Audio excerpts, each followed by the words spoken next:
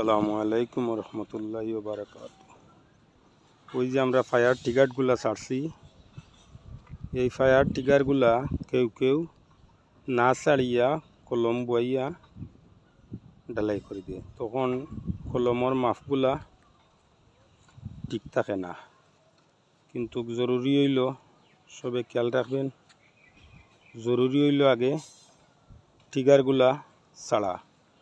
যদি টিকারগুলা সঠিকভাবে লেআউট করিয়া সুন্দর করি টিকারগুলা আগে ছাড়েন, তাহলে কলমর মাপটা সঠিক থাকব, বা কাভারিংগুলা চেক করতে পারবেন কাভারিং সঠিক রয়েছে কি রয়েছে না।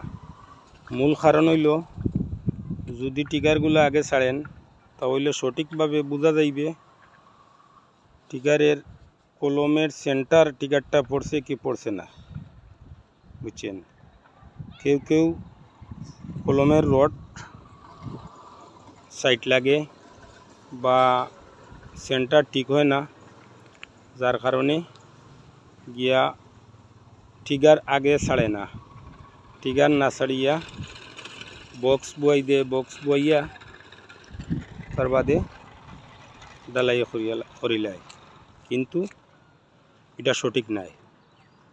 সঠিক হইল আগে টিকারগুলা ছাড়া, বা টিকারর ফিন্ডাটা সেন্টার আছে কি নাই এগুলা দেখা।